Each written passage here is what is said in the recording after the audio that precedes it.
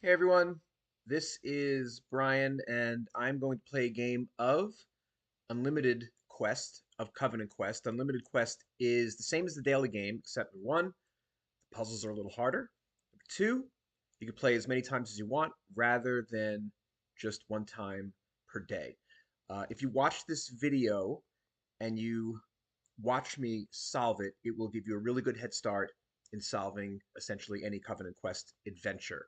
So I'm going to click on Unlimited Quest and I'm going to start a new game, begin a new game. The mission of Covenant Quest is always to rescue the kidnapped ancestor of Jesus Christ. Satan has went back in time, kidnapped an ancestor of Jesus Christ, and you have to go find him and rescue him. That's the mission of every game, except where you're transported to will be different every game. The bad guy that you find will be different. The locations, the map, the puzzles, everything will be different every game. So the game I'm playing right now has never been played before. All the puzzles are generated almost randomly, so no two games are ever alike. So here we go. Welcome to your quest. Greetings, adventure. You've been transported through the windows of time to an era long ago. Your location, ancient Mesopotamia, shortly after the great flood of Noah. So we are in ancient Mesopotamia, shortly after the great flood of Noah. And this is the first location I'm in. Here is the map. You will see that. Um, Let me just mute that. So you will see that the map is going to build out as you go. This is where I am. Looks like I can go to the east, and you can see the button here. There's a pass to the east. That is the same here. My inventory is start off every game with the Bible, where you can read the whole Bible. It's the King James Version. You always need to use the King James Version in this game. If you're going to be Googling for clues, always use a King James because other versions, the wording are slightly different and may lead you to different answers that are incorrect. I'll show you the scratch pad in the proper time. So you're in a garden. Just to go through quickly, you don't necessarily need to read everything. Just the objects in your location that are clickable, that are color coded, are really the ones that are important. But for now, I'll just read it. You're in a flourishing garden bursting with fragrant blossoms and life giving greenery. The rich, earthy scent of the mulch fills the air. Its dark, crumbly texture covers the soil. You spot a handwritten manuscript of great importance. You spot building timber hewn from the cedars of Lebanon. There's a path to the east. Okay, so remember, you can click on any object and you could see what you can do to that object. In other words, if I click on the soil, all I can do is look at it. If I click on the manuscript, I can look at it, read it, or take it. And the building timber I could look at. So the manuscript is in your first location in every game. If you read it, it will show you your mission. I'm not going to read this whole thing. Essentially, it tells you what I already said. Satan has gone back in time, kidnapped an answer of Jesus. You have to find him. That's essentially what this says. If I look at the soil, it says it appears diggable, provided you have a shovel. Okay? If I look at the building timber, you notice writing on the timber which reads A, B, C, D, E, and some circular arrows, A, E, D, C, B. So this looks like it starts with A, B, C, D, E, and then it jumbles it to A, E, D, C, B. So it also says this clue has been written to your scratch pad. So I don't know what to do with this clue yet, but it's been written to your scratch pad. So when you play the game, every clue you find will be written automatically to this thing in your inventory called your scratch pad. So if you read it, that clue that you just found is there. You notice writing on the timber which reads this. So you can always easily access it. Every clue you find will be there. As you use the clues, they will disappear. If it's no longer needed, it will no longer be on your scratch pad. So that makes it very easy. This little icon here, the bulb, will show you how to use it. So it's a little bit of a cheat or a hint. I'll click it right now. It says this clue provides instruction on how to rearrange one of your other clues into a new combination. So I'll just leave that there. So right now there's really nothing else for me to do. I'm going to move east. You're at the bank of the great river Tigris. I'm not going to read it all. It says there's a tomb here. The tomb is heavily guarded by an evil entity, and there are paths to the west, east, and south. So you can see where you are here. There's a path to the west, which is right back where we were originally. There's a path to the east, you see the line. Path to the south, you see the line. So I will look at the tomb weighty stone seals the tomb, deterring any who dare to uncover its depths. A chilling suspicion grips you. Christ's kidnapped ancestor may be imprisoned here.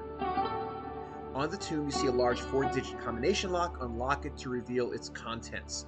Okay, so you learned a couple things in looking at the tomb. Number one, Christ's ancestor likely is in prison there. So the guy that you're looking for to win the game is in this tomb. So you got to access this tomb. It is locked, and it's locked with a set of 4-digit combination. So there is an unlock action here, which will, with a 4-digit combination, which you don't know the combination yet. So we'll get to that later. The tomb is heavily guarded by an evil entity. The actions here, if I click it, is look and vanquish. So if I look at the evil entity, a sinister entity lurks, moving with a cold, calculating intent, leaving an unsettling aura in its path. And you can vanquish it. So when you vanquish it, it says vanquish the evil entity with a verse. And you could choose a verse from the Bible, like Ruth 1, right? Or something like that. So Ruth chapter 1. So here are all the verses in Ruth chapter 1. So which verse to vanquish it with, you don't know. So it's in the game. Don't need to guess. So let's keep looking until we find further clues. So the tomb that I need to get to Christ's ancestor is guarded. So we're going to have to vanquish this guy to get to the tomb. All right, so let me get out of here. I'm going to move to the east. So you're in a vineyard. Gnarled and twisted grapes ascend from the fertile ground. I will click on the ground.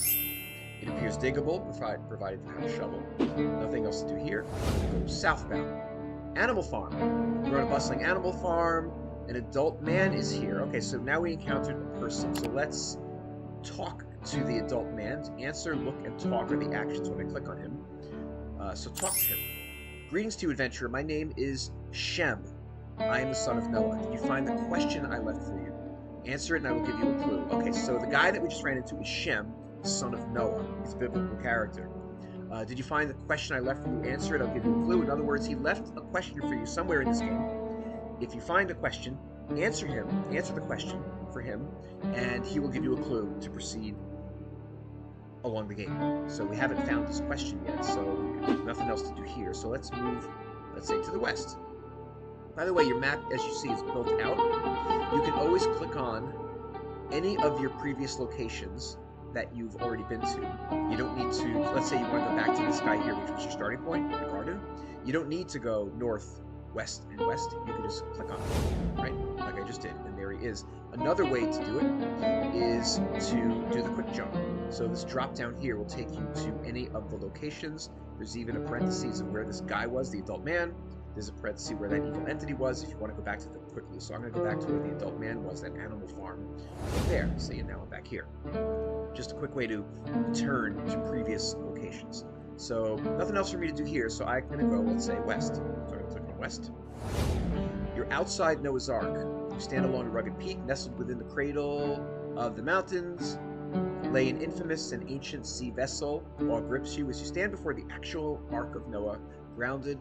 After its colossal voyage not too long ago, you discover an Urim and Thummim, ancient Israelite divination objects. So let's say what you can do here. You can look at it, or you can take it. I'm going to look at it. Okay. You look deeply into the Urim and Thummim. In the depths of the shimmering gems, a scene begins to unfold before your eyes. So there's a scene unfolding as you look in the Urim and Thummim. What is it? On Mount Carmel, Elijah challenged the prophets of Baal to a test, calling on their respective deities to set fire to consume a sacrificial offering. Despite their fervent attempts, the prophets of Baal received no response. Elijah then calls down fire from heaven and consumes his offering, showcasing the power of the God of Israel. So that story should sound familiar. It's in the Bible. So there's a little note here. Adventurer, you will vanquish your foe if you discover the Bible passage that recounts the story. This is your vanquishing verse. Okay, so remember, you found that evil entity, and if you clicked on him, it showed vanquish, and you were to vanquish him with a particular verse, but we didn't know what verse to vanquish him with. Saying here that you will vanquish your foe if you discover the Bible passage that recounts this story, the story of Elijah defeating the prophets of Baal. So that story happens to be in 1 Kings 18. If you don't know, you can just do a Google search, right? So if I just go to Google, or I'll just type it in here, it's Elijah defeats prophets of Baal, it'll show you where it was. 1 Kings 18, right? That's where the story is. So, so I'm going to go back now to where that evil entity was, Tigris River Bank. Here it is. And I'm going to click Vanquish. Vanquish the evil entity in reverse. So we just learned by looking at that Urim and Thummim that the verse is within the story of Elijah conquering the prophets of Baal, which is in 1 Kings 18. So I'm going to choose 1 Kings 18, the chapter 18. So this is the chapter where it is, and I don't need to read the whole chapter, but if you scroll down the chapter, all of a sudden you're going to find within that story one verse, this is verse 36, which is delineated as the vanquishing verse. It came to pass at the time of the offering that Elijah the prophet came near, said, Lord God of Abraham, Isaac, and Israel, let it be known today that thou art God in Israel, and I am thy servant, and that I have done all these things at thy word. So, this is the vanquishing verse. So I'm going to click on this verse. And that's it. You vanquish the evil entity by calling down fire from heaven. Echoing the words of the revered prophet Elijah, you declare, Lord God of Abraham, Isaac, and Israel, let it be known today that thou art God of Israel. In a scene reminiscent of days of yore, fire descends from heaven, swiftly consuming the evil entity until nothing remains but a heap of ash. It appears that the evil entity inadvertently left something behind. So as he was vanquished, he left something behind, and now if you look at your location, there is a new object here, and it is a cedar bark. So let's take a look at this new object that we found. And you notice writing on the cedar bark, it reads as 3 icons here. This clue has been written to your scratch pad. So again, that is now in your scratch pad. You can look at that later on when we're going to need this clue. So that's essentially like how to play Covenant Quest. You're going to solve a puzzle. In solving the puzzle, you will find another clue to proceed on, which will help you solve yet another puzzle. So let's go back to where we left off here. So this is the last location outside of Noah's Ark that we were in. So I'm going to go southbound right now. Foothills of Ararat. Among the remnants left in the aftermath of the flood, ancient bones lay scattered. I can click on that. You stumble upon a wineskin stretched from fermentation, crafted from goat hide. So I'm going to click on the bones for now. I'm going to look at the bones. You notice wording on the bones reads 3430. So 4 numbers, 3430. It's been written to the scratch pad. You stumble upon a wineskin stretched from fermentation, crafted from goat hide. If I look at the wineskin, it's saying on the wineskin there's a combination lock with 5 rotating dials labeled with the letters A through Z. Only the correct sequence of 5 letters could unlock the wineskin. Okay, so the wineskin is a container. It's locked, and it's got a 5-character, essentially, combination lock on it. And what's the combination to unlock it? We don't know yet. So I'm going to take the wineskin. One thing you should do in every game, when you find a container that's locked, take it with you. That way, whenever you do find the clue to open it, it's in your inventory. You don't need to go searching for where it was to open it. It's in your inventory always. Okay? When you find something like bones or something that has a clue on it, you don't need to take it because the clue that you found is being written to your scratch pad. So you'll have that at your easy access in the scratch pad, and all the containers you find that you have to unlock is in your inventory if you take it. So that's a good tip. And let's go now to what I believe will be the final location. We'll go eastbound. Notice that all of the locations have turned green. That tells you that you've been to every location on this map. Every game, the map will be different. Look different, different locations, etc. So now you're in a shack. A roughly hewn straw bed provides home and resting place. You've found a linen satchel and a small papyrus scroll is here. So let's take a look at everything here. So there is... Hang on a second. Alexa, stop! Sorry, I had good old ALEXA reminding me of something, which I'll take care of right after this video. So I looked at the straw bed. You notice writing on the straw bed. It reads, Seme, son of Joseph, with a little icon, little blue icon there. So let me, that goes into the scratch pad, so we'll save that for later. Let's look at the linen satchel. On the linen satchel, you see a large 4-digit combination lock. Unlock it to reveal its contents. And the papyrus scroll, if I look at that, you notice writing on the papyrus scroll, it reads Luke's genealogy of Jesus, and it's been written to your scratch pad. Okay, So let's take the linen satchel. All right, so I've been to every location. I've looked at everything. So let's see what we have here. So let's look at our inventory. So we took the wineskin, which was unlocked with a 5-character combination lock. We took the linen satchel, which is unlocked with a 4-digit combination lock. And let's just take a look at all of our clues. Okay, so we have this A, B, C, D, E that looks like it jumbles to A, B, C, B, right? We have some of these icons. So just letting you know that the clues with the icons, like this one here, and this one down here, that's used at the end of the game. So I'm giving you a little tip. You can ignore them for now. That's used, it's the final clue of the game, and we'll get to it. So the other clue we have here is the numbers 3430. Well, if you remember, the linen satchel is unlocked with a 4-digit lock. Let's just try 3430 to see if that works. So I'm going to click on the linen satchel, which is in the inventory, and I'm going to click unlock, and I'm going to go 3430 to see if that unlocks it. 3430, and it worked. The linen satchel's flap unfurls, revealing its interior. You peek into it, discover a clay fragment that spills to the ground. So I close this. Now on the ground, there's a clay fragment, which I haven't seen before, so I'm going to look at it. The clay fragment reads, "How old was I when I first became a father?" If you remember, when we encountered the man, Shem, he said, "I left you a question. If you answer it, I'll give you a clue." Well, we just found this question. How old was I when I first became a father? So let's go back to where Shem was. I'm going to go to the quick jump here, where the adult man was. And there he is. So if you remember, if I just talk to him, Shem, did I find the question I left for you? Answer it, I'll give you a clue. So we can answer his question now.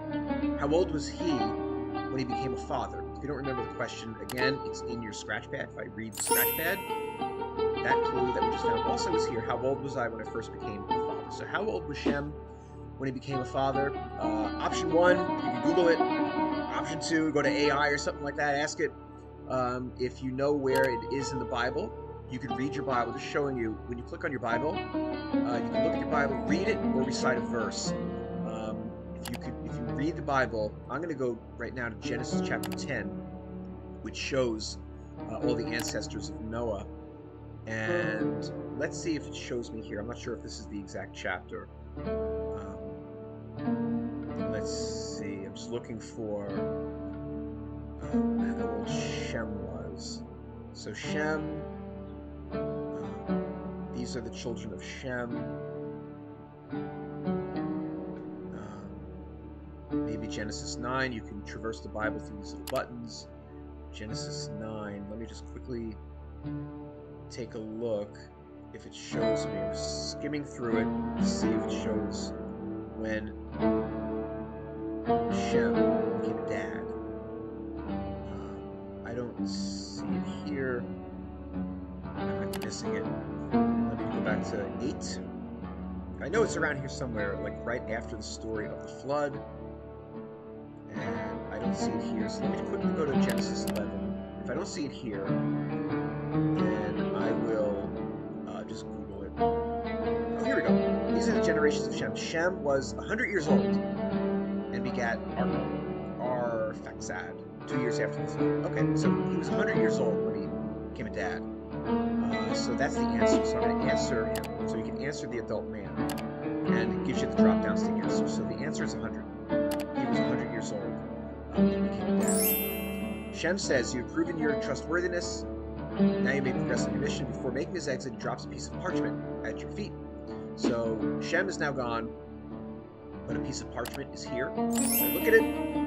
We have another clue. The piece of parchment reads, "Now faith is the substance of things blank for, the evidence of things not seen." So that word that's missing here is hoped, right? It's a very popular verse in the Bible. Now faith is the substance of things hoped for, the evidence of things not seen. So the word is hoped.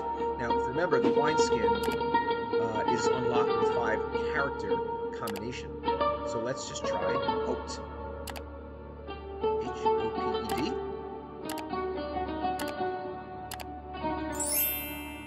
Okay, a whole lot of nada. Didn't work. Don't try to guess combinations. All the clues you need are found within your quest. So why did not hope work? So let me take a look at the scratch pad, see what we have. So we did find this. Faith is the substance of things, blank for evidence of things not seen. But we also have here this jumble. A, B, C, D, E jumbles to this. So using the same jumble pattern, where A, B, C, D, E jumbles to A, E, D, C, B, what would hoped jumble to? So H, O, P, E, D would jumble to H, D, E, P, O. H, P, E, D, O. Right? Does that make sense? So H, P, E, D, O. So let's try that. So this is 2 clues, right? So let me also show you. The piece of parchment reads, faith is something blank for hoped.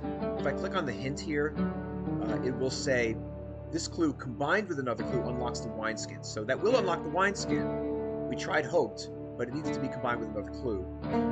This one is the other clue to combine it with. So hoped will jumble to H, D, E, P, O. H, D, E, P, O. So let's try it. So let's unlock the wineskin with H, D, E, P, O. It worked. The lock releases and the wineskin bursts open, spilling its contents to the ground. To your surprise, among the spillage, there lies a small shovel. Well, remember we found some dirt or some ground that said it's diggable if you have a shovel. Well, guess what? We have a shovel now. All right, so let's take the shovel. The shovel is now in the inventory. I believe that the diggable location is location 1, and there it is. So if you look at the soil here, it says it's diggable if you have a shovel, but notice now there's this action here, dig, if you have the shovel. That wasn't there before. So we're going to dig into the soil. You dig into the soft ground. To your amazement, you unearth an olive leaf. So there it is. Let's take a look at the olive leaf. So as we're progressing, we're finding more objects. On those objects are more clues, which help you continue on in the mission. The olive leaf reads 1 Chronicles 11:32. It was written to the scratch pad, and we have unlocked every container that we have. We've answered the guy who was Shem. He's fled the scene. He's gone. We vanquished the entity, the evil entity. So the only thing left to do is that tomb where the ancestor of Jesus is being held. The only thing left to do is to unlock that tomb. So let's go back to that tomb. So Tigris Riverbank shows you where the tomb is. So we go right there. There's the tomb. If you look at the tomb, we read this already. It says on the tomb you see a large 4-digit combination lock. Unlock it. We found a clue. That is here, 1 Chronicles 11:32. There is your 4-digit code, 1132. Got it? So I am going to unlock the tomb. I'm going to use 1132, and that should reveal, if I have it right, Christ's kidnapped ancestor that we were supposed to rescue. The stone rolls away as the lock's grip loosens. Worked. Upon cautiously looking inside, you're met with the sight of a motionless man sprawled on the ground, lifeless. Uh-oh. You've completed your sacred mission to find Christ's abducted ancestor. Regrettably, it appears that you are a little too late. But wait. All right, so we unlocked the tomb. We found the guy. We found Christ's kidnapped ancestor, but he's dead. But it says, but wait. So if we close our window here, we see 2 things. Number 1, we see that Jesus himself has made an entrance to this location. Number 2, here's the dead guy. So let's take a look at the dead guy. He is lifeless but not without hope, but it has this little icon here. And we've seen that icon before. So remember that. This icon is on the ancestor who's dead that we're supposed to rescue here. Green circled icon. So here's Jesus. You look at him, you can talk to him. Let's talk to him and see what he has to say. Grace and peace to you, my servant. While you are indeed too late to save the life of my ancestor, I am never too late. Satan has once again underestimated my eternal nature. Just as I once uttered, Lazarus, come forth, and the dead raised, so you can now utter the same right now. You can resurrect my ancestor with the same declaration, only using his name instead of Lazarus, But you only get 3 chances to do this, so you must choose his name correctly. If you're not my servant, remember I am with you always, even until the end of the age. So what is Jesus saying? That it's not too late, we can resurrect the ancestor. And if you click on him, there is an action for resurrect. And you can resurrect the dead man by declaring the name, come forth. Just like Lazarus, come forth. And if you click on this drop down, it shows every single ancestor of Jesus. You have 3 attempts to do it. If you get it right within 3 attempts, you win the adventure. If you don't, you lose the adventure. So, now let's take a look at our scratch pad. There are 3 clues that we found that are left. All the other ones are used, so they're gone from the scratch pad. The only ones left are the ones with these little icons, right? So remember, this is the icon here that was on the dead man. So this is the dead guy right here. So let me show you how to solve this. The first clue is this one here that says Luke's genealogy of Jesus. So if you're familiar with the Gospels, there are actually 2 places that show the genealogy of Jesus, and they're 2 different genealogies. One of them is in Matthew chapter 1, one of them is in Luke chapter 3. This clue is saying that we need to search through Luke's genealogy to find the proper ancestor. This clue here, Semei, son of Joseph, is one of his ancestors. It's one of Jesus' ancestors, but not the ancestor, not this guy over here. So what it's saying here is, and this guy has a blue icon, and this one here has the ancestor we're looking for with the green icon. That's the one we're looking for, right? Because he was on the dead man when we saw him. That's the one we're looking for. He's 2 down from the blue icon. The blue icon is this guy Semei, son of Joseph, within Luke's genealogy. So what are we saying? Go to Luke's genealogy, find Semei, son of Joseph, go 2 down from him, and you'll find the proper ancestor that we need to resurrect. So let's do that. So let's go to Luke's genealogy and find Semei, son of Joseph, and we're going to go 2 down from him. So we can do that directly in the Bible here. We're going to read the Bible. We're going to go to Luke chapter 3. So we're going to open up Luke. Here he is, Luke. Select chapter 3. So in chapter 3, we see the ancestry or the genealogy of Jesus. Here it is. Jesus himself began to be 30 years old, son of Joseph, son of Heli, son of Matthat, son of Levi, right? So we have to go to Semei, son of Joseph, and then go 2 down from him. So here he is. Here's Semei, right? Semei, I'm probably not saying that right. Semei, son of Joseph. So we're going to go 2 downward from him to find the green circled ancestor. So here's Semei, which was noted with the blue icon. Semei, son of Joseph. So we're going to go, here's him. So 2 down. His first one down is Joseph. The second one down is Judah.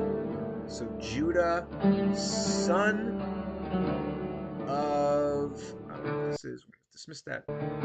Judah, son of Joanna, right? Judah, son of Joanna is 2 ancestors down from the Semei. Joseph is 1 down. Judah, son of Joanna is 2 down. So that should be right.